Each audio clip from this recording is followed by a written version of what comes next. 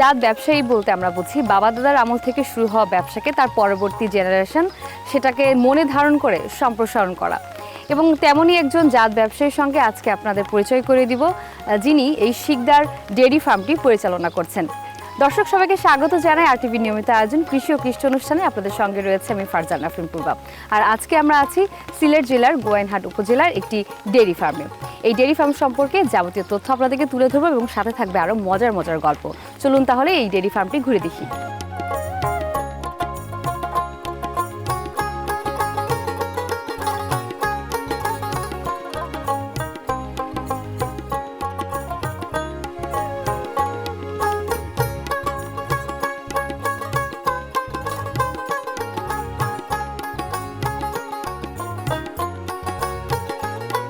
আসসালামু আলাইকুম। ওয়ালাইকুম আসসালাম ওয়া রাহমাতুল্লাহি ওয়া বারাকাতুহু। কেমন আছেন? জি আমি ভালো আছি। আলহামদুলিল্লাহ ভালো আছি। আপনি ভালো আছেন? অবশ্যই ভালো আছি এবং আপনার এখানের পরিবেশটাও খুবই ভালো। আর আজকে বৃষ্টি হচ্ছে, সিলেট তো আসলে প্রায় বৃষ্টি হয়, তো সেই জন্য সব মিলে আর কি ভালোই লাগছে। শুকরিয়া আলহামদুলিল্লাহ, আপনি সিলেটের প্রশংসা করছেন। সিলেট আপনার আউলিয়ার দেশ। এবং আমি যতটুকু শুনেছি যে আপনার এই ডেইরি খামার বা এই ফার্মটি আপনার পরিবারের হাত ধরে শুরু হওয়া এবং সেই সাথে আপনি এখন বর্তমানে পরিচালনা করছেন। তো আপনার কি মনে হয় যে ডেইরি ফার্ম আসলে যারা করছেন এবং যারা করতে চান আসলে এটা কেন করা জরুরি? ধন্যবাদ আপু আপনাকে আজকে আমাদের এই খামারে আসার জন্য। আপনার মানে এত দূরে সেই ঢাকা থেকে সিলেটের একেবারে লাস্ট প্রান্তে এসে আমাদের খামারটা আজকে আপনারা RTVতে দেখাবেন, সেজন্য আমার পক্ষ থেকে আপনাদের প্রথমে ধন্যবাদ জানাচ্ছি। অ্যাকচুয়াল এই খামারটা আমরা শুরু 2017 সালে বাণিজ্যিকভাবে শুরু করছি। এর আগে তো ফ্যামিলিগতভাবে আমার বাবা তখনই গরু পালতেন, ছোটোবেলা থেকেই আমাদের গরু পালার অভ্যাস। ঠিক আছে, সেই অভ্যাস থেকেই আমরা বাণিজ্যিকভাবে শুরু করছি 2017 সালে। তো আমাদের এখানে ধরেন আপনার প্রায় 200-র কাছাকাছি গরু আছে, মোটা তাজাকরণ এবং গাভী সহ। আমরা নিজেরা মোটামুটি ধরেন এই খামার থেকে মোটামুটি চলার মতো একটা হয়েছে ইনশাআল্লাহ। এবং দ্বিতীয়ত হচ্ছে আপনার আমরা নিজেরাও এখানে শ্রম দেই বা আমরা এখানে নিজেরাও করতেছি এবং এখানে প্রায় 12 থেকে 13 জন কর্মচারী কাজ করতেছে, তাদেরও একটা কর্মসংস্থানের সুযোগ সৃষ্টি হয়েছে। এবার একটু শুরুর গল্পটা জানতে চাই। মানে আপনি যখন শুরু করেছিলেন খামারে, আপনার বাবা একজন কৃষক ছিলেন, কৃষি কাজ করতেন, তো সেখান থেকে অনুপ্রাণিত হয়ে আপনি এই ব্যবসাটাকে পরিচালনা করছেন। তো এছাড়া কি আপনি পাশাপাশি আর অন্য কোনো পেশায় নিযুক্ত আছেন? আমার বাবা যখন গরু পালতেন প্রায় তখনও আমাদের ফ্যামিলিতে প্রায় 30-35টা গরু থাকতো। সেই ধারাবাহিকতায় আমরা 2017 সালে বাণিজ্যিকভাবে শুরু করছি। শুরু করার পরে আমরা প্রথম 2টা গাভী দিয়ে শুরু করছিলাম, হলিস্টান ফ্রিজিয়ান 2টা গাভী দিয়ে শুরু করছিলাম। পরে দেখলাম যে না, এটা তো লাভজনক একটা ব্যবসা। আলহামদুলিল্লাহ পর্যায়ক্রমে এখন আমাদের প্রায় গাভী আছে প্রায় 70টার মতো এবং মোটা তাজাকরণ সব কিছু বাছুর টাছুর নিয়ে প্রায় 200-র মতো গরু আছে। তো আমার প্রতিদিন এখানে প্রায় 500-550 লিটার দুধ হয়। ঠিক আছে, আগে তো একটা সময় দুধ বিক্রি করা কষ্ট হতো, এখন আলহামদুলিল্লাহ দেশের যে পরিমাণ জনসংখ্যা এবং দুধের যে চাহিদা আলহামদুলিল্লাহ যথেষ্ট ভালোই দেখতেছি। মানে পর্যায়ক্রমে তো আমরা বাড়াইছি আপনার 2টা থেকে শুরু করে প্রায় এখন এর মতো। এটার যে পরিমাণ চাহিদা দেশের মানুষের যে পরিমাণ জনসংখ্যা আছে সে তুলনায় আরও অনেক মানে করা দরকার আমি মনে করি। আমিও আমার একটা ড্রিম আছে বা স্বপ্ন আছে, আমি আরও মানে বড় একটা কিছু করব। সেক্ষেত্রে আমার আলাদা একটা প্রজেক্ট আমি দাঁড় করাচ্ছি, সেটা হচ্ছে প্রায় 1219 ডিসিমেল একটা জমি আছে। এই জমির মধ্যে এখানে 500 গরু রাখার একটা প্ল্যান আছে, 1000 ছাগল এবং 20,000 মুরগ এবং 20,000 হাঁস, এবং এখানে কটেজও থাকবে। আপনাদের মতো অতিথি যারা আসবে তারা এখানে মানে গ্রামীণ পরিবেশে শহরের একটা আবাস আমার চিন্তা ভাবনা, যে এখানে শহর থেকে যারা আসে তারা যেন এখানে থাকতে পারে। শুধু যে আমি আমার পরিবার এখানে উপকৃত হচ্ছে এরকম না, এখানে প্রায় আমার 12-13 জন কর্মচারী আছে, তারা এখানে তার পরিবার সহ এখানে প্রায় প্রত্যেকের বেতন কিন্তু প্রায় 20,000 টাকার মতো। তারা আমাদের নিজের খাওয়া, নিজের থাকা সব কিছু আমরা নিজের থেকে দিচ্ছি। প্রতিবন্ধকতা তো থাকেই এবং সেটা ছাপিয়ে যেহেতু আপনি এই ব্যবসাটাকে ধরে রেখেছেন, আর এর পাশাপাশি কি অন্য কিছু করা হচ্ছে আপনার? আমি একটা কলেজের প্রিন্সিপাল এবং পাশাপাশি ইউনিয়ন পরিষদের চেয়ারম্যান। ঠিক আছে, আর সাথে আমার পারিবারিকভাবে এটা পাথরের ব্যবসা, পাথর এবং বালির ব্যবসা আছে। মাল্টিপল ব্যবসা, তাহলে মানে এত অপশন থুয়ে মানে ডেইরি খামারটাই কেন আপনি বেছে নিলেন? এটা নেওয়ার পিছনে মূল কারণ হচ্ছে আমরা পারিবারিকভাবে গরুর সাথে মানে গরু পালন করতো আমার বাবা, এবং আমি 2004 সালে যুব উন্নয়ন থেকে 3 মাসে ট্রেনিং দিই। তখন থেকে আমার একটা স্বপ্ন ছিল আমি গরু খামার করবো। ঠিক আছে, সেই 2004 সাল থেকে যখন আমি আপনার স্বপ্ন দেখি এবং ট্রেনিং শেষ করি, তখন থেকেই আমি একটা প্রথম একটা ঘরও করে ফেলছিলাম, একটা লেয়ার মুরগি করার জন্য আমি ঘর করছিলাম, কিন্তু বাবা বলছে না, এখন লেখাপড়ার সময় লেখাপড়া করতে হবে। 2017 সালে প্রথম আমরা 2টা গরু দিয়ে শুরু করলাম, ঠিক আছে, 2টা হলিস্টাইন ফ্রিজিয়ান। আচ্ছা, এখন একটু বললেন যে 200-র মতো রয়েছে সব মিলে, এগুলো কি দেশি আছে এর মধ্যে নাকি সবই হলস্টিয়ান? এখানে বেশিরভাগই আপনার হলিস্টাইন ফ্রিজিয়ান, ঠিক আছে, আর দেশি অল্প 50-60টা গরু আছে দেশি। আপনার দেখছেন ইতিমধ্যে মনে হয় আমাদের বাড়িতে যে খামারটা আছে ওইখানে আপনার দেশি কিছু গরু আছে, আর বেশিরভাগ হলিস্টাইন ফ্রিজিয়ান।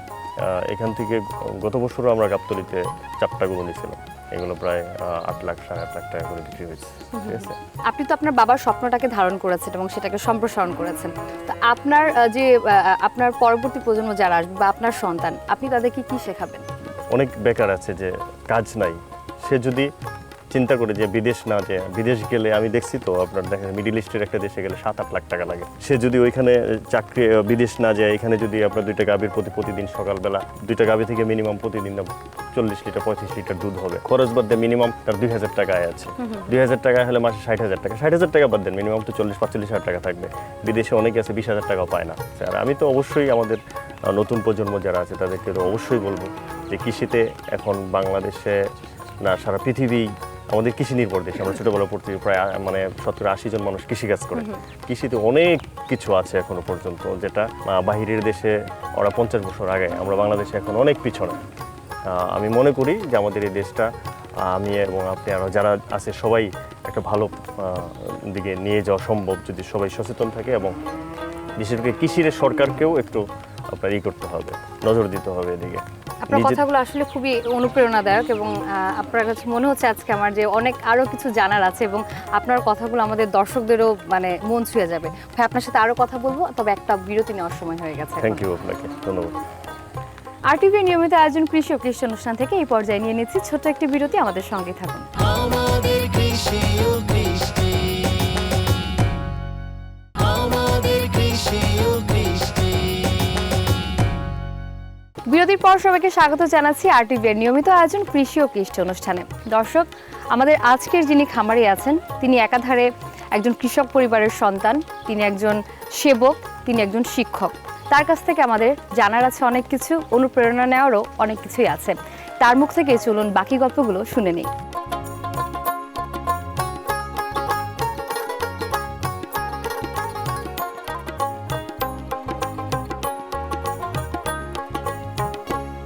আপনার বাড়িও তো পাশেই, তো আপনি কি রেগুলার এসে নিজেই সব দেখাশোনা করেন? হ্যাঁ, অবশ্যই। সকালে একবার আসি, বিকালে আবার আইসা দেখে যাই, এবং সবসময় ম্যানেজার আছে তাদের সাথে আপনার কথাবার্তা তো আছেই। কোনো সমস্যা হলেই সাথে সাথে ইনফর্ম করে। আমি আমার ডাক্তার আছে, আবার ডাক্তারকে সাথে সাথে পাঠিয়ে দিই। নিজে যতটুকু জানি এতটুকু তো অবশ্যই, আর পরবর্তীতে দেখা গেছে ডাক্তারের যদি প্রয়োজন হয়, প্রাণী সম্পদ আছে, প্লাস আমার কন্টিনিউ একজন ডাক্তার আছে যিনি দেখে, আমার চাচাতো ভাই উনি এসে দেখে যায়। প্রাণী সম্পদ অধিদপ্তর থেকে বা কোনো কর্মকর্তারা কি আসেন রেগুলার? রেগুলার না আসলেও মাসে একবার দুইবার আসে, আবার আমার প্রয়োজন হলে ওনাদেরকে ইনভাইট করলেও আসে। তো সব মিলিয়ে আপনি আসলে কিভাবে মেনটেন করছেন সবকিছুকে? সবকিছু হচ্ছে নিজের মধ্যেই। আপনি যদি সময়টা ফাঁকি দিতে চান তাহলে সময় ফাঁকি হিসেবেই যাবে। আমার একটু কষ্টই হয়, এটাই বাস্তব সত্য, একটু কষ্ট হয় সবকিছু মেনটেন করতে, কিন্তু আমি কখনো সময়ের অপচয় করি না। যখন যেটা প্রয়োজন, সকালে ঘুম থেকে উঠে যখন খামার দেখে আমি আবার কলেজে চলে যাই, ঠিক আছে। যখন যেটা প্রয়োজন, যেখানে যে কাজ যেটা গুরুত্বপূর্ণ ওইটারই আমি প্রাধান্য বেশি দিই, এবং সময়ের কখনো অপচয় করি না। সকাল থেকে আসলে একটা খামারে তারা কি কি ডিউটি পালন করে? আমাদের এখানে সকালবেলা ঘুম থেকে উঠেই ক্লিনের কাজ করে আর কি।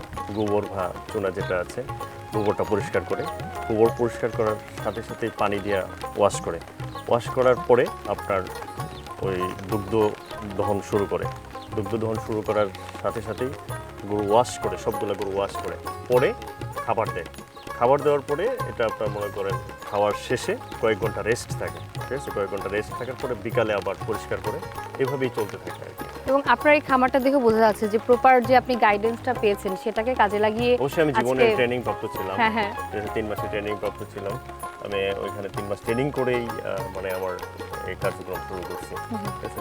আমি যে শতভাগ সফল তা বলবো না, আমি মোটামুটি আমি ধরে নিব যে এই সেক্টরটা যদি বুঝে কেউ করে, ঠিক আছে, বুঝে শুনে যদি কেউ এখানে হাত দেয় তাহলে সে আল্লাহর রহমত সাকসেস হবে, আমার বিশ্বাস।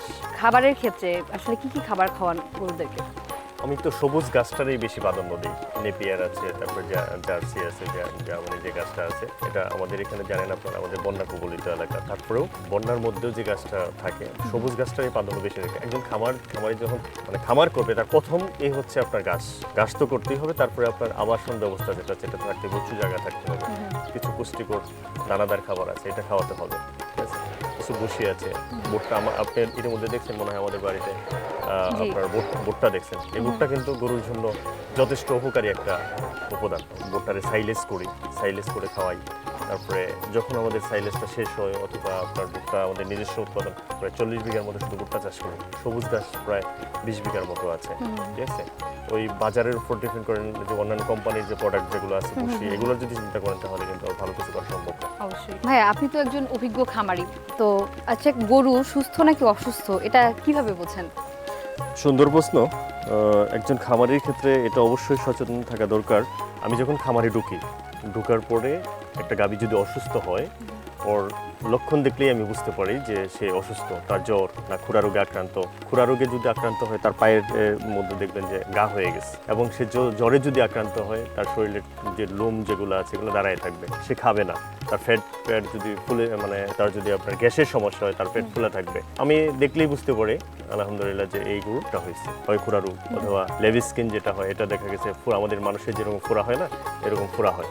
তো বিভিন্ন লক্ষণ আছে, ওই লক্ষণ দেখলে কোন রোগ ওইভাবেই মানে বোঝা যায়। এই যে রোগ বালাইয়ের কথা বললেন, যে আসলে আপনি অভিজ্ঞর জন্যই কিন্তু বুঝতে পারেন কারণ ওদের সাথে থাকেন। তো ফ্যাটেনিং এর ক্ষেত্রে আসলে কি ধরনের রোগ বা গাভীর ক্ষেত্রে কি ধরনের রোগগুলো বেশি দেখা যায়? ফ্যাটেনিং এর যে গরুগুলা এগুলার বেশিরভাগ আপনার ষাঁড় বা বলদ গরু থাকে, ওদের যে রোগটা দেখা যায় সেটা হচ্ছে বেশিরভাগ আপনার খুরা রোগ যেটা বলা হয়, খুরা রোগ এই রোগটাই বেশি হয়। স্কিন যেটা বলা হয় যে ফুরা আপনার ফোটের মতো যেটা, এই রোগটা একটু বেশি দেখা যায়। বড় ধরনের রোগ এই দুইটাই বেশিরভাগ, লেভি স্কিন আর হচ্ছে খুরা রোগ। আর সাধারণত জ্বর এগুলো থাকতেই পারে। আর আমি যদি গাভীর কথা বলি, গাভীর ক্ষেত্রে তো এগুলা আছেই, খুরা রোগও আছে, লেভি স্কিন আছে, সাথে ওর একটা রোগ আছে ওই যে আপনার যখন গাভীটা বাচ্চা দেওয়ার সাথে সাথে এটা আপনার উলান ফুলে যায়, উলান ফুলা রোগ বলা হয়। এটা একটা উদ্যোক্তার জন্য অনেক বড় রিস্কি। একটা গাভী 30 লিটার দুধ দেয়, যদি সে রোগটা হয়ে যায়, এটা আমাদের দেশে উন্নত প্রযুক্তির রোগ আমি দেখতেছি না, এটা বাহিরের দেশে খুব অ্যাভেলেবল এবং এটা হলে ভালো হয়ে যায়। আমাদের দেশে এখানে যাদেরকে ট্রিটমেন্ট করা হয় বেশিরভাগই আপনার বানগুলা নষ্ট হয়ে যায়।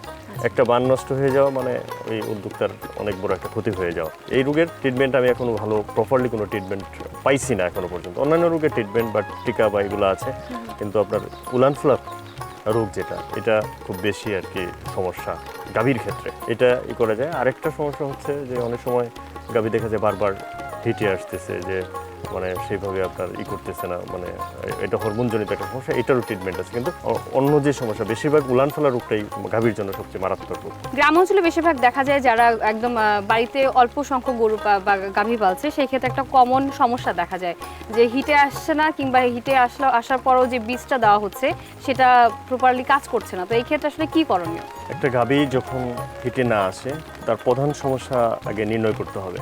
এটা হতে পারে হরমোনজনিত সমস্যা, ঠিক আছে। হরমোনজনিত সমস্যা যদি থাকে তাহলে ভেটেরিনারি যে ডাক্তার আছে তাকে এনে আপনার ট্রিটমেন্ট করতে হবে, এবং আপনার দেখা গেছে যে তার অন্য কোনো রোগ আছে কিনা। তো এই রোগগুলো নির্ণয় করার পরে যে আপনার হরমোনজনিত একটা ট্রিটমেন্ট আছে, চিকিৎসা আছে, সেই চিকিৎসাটা যদি করা হয় তাহলে এটা সেরে যাবে ইনশাআল্লাহ। এবং আরও একটা গুরুত্বপূর্ণ বিষয় থাকে, সেটা হচ্ছে বায়োসিকিউরিটি, যেটা আমরা অধিকাংশ খামারই দেখি না। তো এটা আপনি কতটুকু গুরুত্ব বলে মনে করেন? এটার গুরুত্ব অবশ্যই। বায়োসিকিউরিটি যদি না থাকে তাহলে রোগ বালাই বেড়ে যাবে, ঠিক আছে, গরু অসুস্থ হয়ে যাবে। এই বায়োসিকিউরিটি অবশ্যই জরুরি, প্রত্যেকটা খামারের জন্য এটা জরুরি।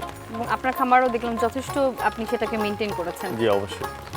তো ভাই, আপনার কাছ থেকে অনেক কিছু আমরা জানতে পারছি, এবং আসলে এটা একজন অভিজ্ঞ খামারির কাছ থেকে আসলে হয় না যে জানার শেষ থাকে না। তো আপনার কাছে কিন্তু আরও আমরা অনেক কিছু জানবো, তবে আর একটা বিরতি নিচ্ছি। ধন্যবাদ। আরটিভির নিয়মিত আয়োজন কৃষি ও কৃষি অনুষ্ঠান থেকে এই পর্যায়ে নিয়ে নিচ্ছি আরও একটি ছোট্ট বিরতি। আমাদের সঙ্গে থাকুন। আমাদের কৃষি ও কৃষ্টি, আমাদের কৃষি ও কৃষ্টি। বিরতির পর সবাইকে আরও একবার স্বাগত জানাচ্ছি আরটিভির নিয়মিত আয়োজন কৃষি ও কৃষি অনুষ্ঠানে। দর্শক, একটি ডেইরি খামার একটা খামারির স্বপ্ন। সেখানে মেধা, পরিশ্রম পরিকল্পনার পাশাপাশি বাজার ব্যবস্থাপনা নিয়েও চিন্তা করতে হয়। দর্শক, আমরা এবার আমাদের খামারের কাছ থেকে বাজার ব্যবস্থাপনা নিয়ে আরও কিছু তথ্য জানব।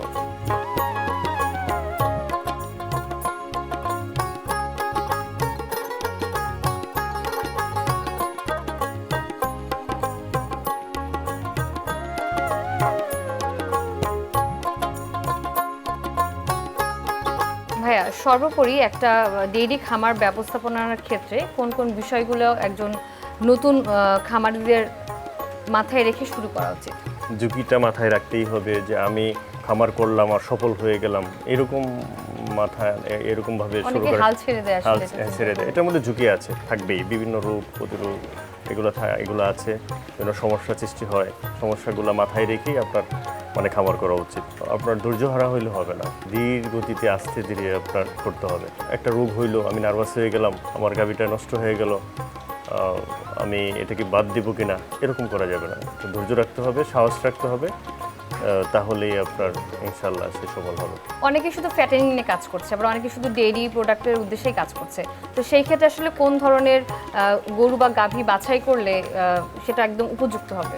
আমাদের দেশে তো এখন ওই যে বিদেশি গরু ওই অ্যাভেলেবল না। গাভীর জন্য হলিস্টান ফিজিয়ান, ঠিক আছে, হলিস্টান ফিজিয়ান বা মন্ডি গরুগুলো ভালো গাভীর দুধের জন্য আর কি। যদি আপনি মোটা তাজাকরণ করেন তাহলে আপনার শাহিওয়াল লাল কালারের জায়গা গরুগুলো আছে। আমাদের দেশে বেশিরভাগ শাহিওয়ালটাই মানুষে পছন্দ করে বেশি, লাল গরুগুলা। এবং কালো যেটা আছে আপনার ইয়ের মধ্যে হলিস্টান ফিজিয়ানের মধ্যে বড় গরুগুলো, এটা অনেকে চয়েস করে। বড় গরুগুলা হলিস্টান ফিজিয়ানের যে অনেক বিশাল দেহের অধিকারী হয়। মাংসের জন্য আপনার হলিস্টান ফিজিয়ান বেটার। পছন্দের জন্য যদি বলেন তাহলে শাহিওয়াল অনেকটা সুন্দর গরু মোটা তাজাকরণের জন্য। প্রতিদিন আপনার এই ডেইরি ফার্ম থেকে কত লিটার দুধ আপনি বিক্রি করছেন? আমাদের এখান থেকে প্রতিদিন এখন প্রায় 600-র কাছাকাছি দুধ বিক্রি হচ্ছে, সকাল বিকালে আর কি। এটা আমরা 2 বেলা দুধ দহন করি, সকাল এবং বিকালে। এটা কি শুধু আপনার এই সিলেটের লোকালেই যাচ্ছে নাকি বাহিরেও যাচ্ছে? আমাদের এখানে ওই যে ফিজা কোম্পানি নেয় এবং দুধওয়ালা নিতেছে, 2টা কোম্পানি নিতেছে। আমাদের লোকাল 2-3 জন কাস্টমার আছে, তারা এখান থেকে আমাদের লোকাল যে বাজার আছে ওখানে বিক্রি করে। তো প্রতিদিন 600 লিটার দুধ আপনি বাজারে বিক্রি করছেন, সেই সাথে ফ্যাটেনিং তো আছেই। তো সব মিলিয়ে আপনার তো একটা কস্টিং আছে, আসলে কেমন লাভ থাকে? কস্টিং প্রতিদিন যদি আমরা হিসাব করি, প্রতিদিন প্রায় 30-35 হাজার টাকার মতো কস্ট আছে। আমার দুধ থেকে বিক্রি আসে প্রায় 43-44 হাজার টাকার মতো প্রতিদিন। আর ফ্যাটেনিংয়ের ক্ষেত্রে এটা তো মান্থলি হিসাব, বা 3 মাস পর পরে এটা একটা গরু থেকে ধরেন 3 মাস পরে 15-16 হাজার টাকার মতো টিকে। ফ্যাটেনিংয়ের যে কয়টা আমি কিনবো, ধরেন 10টা কিনলাম, 10টায় আমার পুঁজি গেল ধরেন 10 লাখ টাকা, সাপোজ 10 লাখ টাকা পুঁজি গেলো। আমি 3 মাস পরে এটার খরচ বাদ দিয়ে 10টা থেকে মোটামুটি লাখখানিক টাকা বা আর একটু বেশি থাকতে পারে। এটা বাজারের উপর ডিপেন্ড করে অনেকটাই। আপনি একজন সফল খামারি, একজন শিক্ষক এবং সেই সাথে সেবকও। তো সব মিলিয়ে আপনি আপনার শিক্ষার্থী বা আপনার পরবর্তী জেনারেশনকে আসলে শেষ কি বার্তা দিতে চান কৃষিক্ষেত্রে এগিয়ে আসার জন্য? ভবিষ্যৎ বাংলাদেশের জন্য কৃষির বিকল্প আমি তেমন কিছু দেখি না। আমাদের যেহেতু অন্য তেমন কিছু নাই, বেকার না থেকে তার যতটুকু আছে, তার যদি অল্প পুঁজি থাকে কৃষিক্ষেত্রে, আপনি বর্তমানে যেটা আমি দেখছি, দেশি মুরগের ডিম 100 টাকা হালি। সে যদি আপনার একজন বেকার না থেকে সে যদি 50টা মুরগ পালে, আমার মনে হয় প্রতি মাসে সে 10-12 হাজার টাকা প্রফিট করতে পারবে 100টা মুরগ পালে। এখানে তো বেকার থাকার কোনো আমি দেখতেছি না, এবং এখনও এটার যথেষ্ট পরিমাণ ডিমান্ড আছে আমাদের এই বাংলাদেশে কৃষির প্রতি। সেটা হতে পারে ডেইরি হতে পারে, সেটা পোলট্রি হতে পারে, হাঁস পালন হতে পারে, তারপরে আপনার ছাগল পালন হতে পারে, ভেড়া পালন হতে পারে, ভুট্টা চাষ হতে পারে। এরকম অসংখ্য কৃষির সম্ভাবনার একটা জায়গা আমাদের এই বাংলাদেশ। অনেক কিছুই করা সম্ভব। আপনার ড্রিম প্রজেক্ট কি?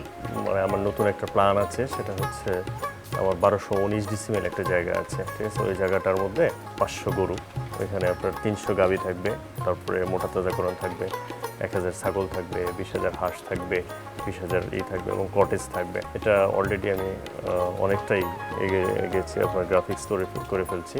তার মানে বলা যায় আপনি একটা এগ্রো ভিত্তিক রিসোর্ট টাইপ গড়ে তুলতে চাচ্ছেন, যেখানে আসলে শেখার জায়গাটাও তৈরি হবে, মানুষের বিনোদনের জায়গাও তৈরি হবে, এবং বিশেষ করে আমাদের দেশে এরকম আসলে শেখার অনেক ল্যাকিংস আছে। কাছ থেকে সারাদিন আমাদেরকে অনেক সময় দিয়েছেন এবং আপনার কাছ থেকে আসলে অনেক কিছু আমরা জানতে পেরেছি। আপনার ড্রিম পূরণ হোক, সেই দোয়া থাকবে। ধন্যবাদ আপু আপনাকে। আপনারা RTV সেই বাংলাদেশে ঢাকা থেকে আমাদের এই গ্রাম অঞ্চলে আসছেন।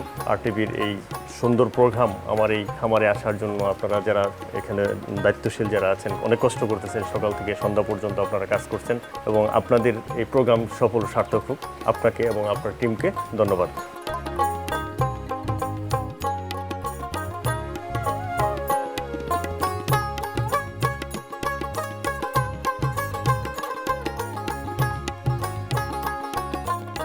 কৃষিকাজ হোক কিংবা ডেইরি খামার, কোনো কাজই অবহেলার নয়, বরং আমাদের সমাজে এমন অনেক শিক্ষিত বেকার যুবক রয়েছেন যারা একটা চাকরির আশায় দিনকে দিন ঘুরে বেড়ান। অথচ আপনারা যদি একটা ছোট্ট স্টেপ নিতে পারেন, সাহস করে কৃষিতে উদ্যোগ নেন, আপনারা অবশ্যই স্বাবলম্বী হবেন। সেই সাথে আমাদের দেশের কৃষি অর্থনীতিও অনেক এগিয়ে যাবে। দর্শক, আপনারা যারা সফল কৃষক বা খামারি আছেন, আপনাদের সফলতার গল্প যদি আমাদের RTV এর পর্দায় তুলে ধরতে চান, তাহলে আমাদের সাথে যোগাযোগ করতে পারেন এই নাম্বারে 018781840777। আমি ফারজানা আফরিন পূর্বা আজকের মতো বিদায় নিচ্ছি RTV এর নিয়মিত আয়োজন কৃষি ও কৃষি অনুষ্ঠান থেকে। দেখা হবে আবার কোনো অনুপ্রেরণার গল্প নিয়ে বাংলাদেশের অন্য যে কোনো প্রান্তে। সেই পর্যন্ত সবাই ভালো থাকবেন, সুস্থ থাকবেন, কৃষির সঙ্গেই থাকবেন। আল্লাহ হাফেজ।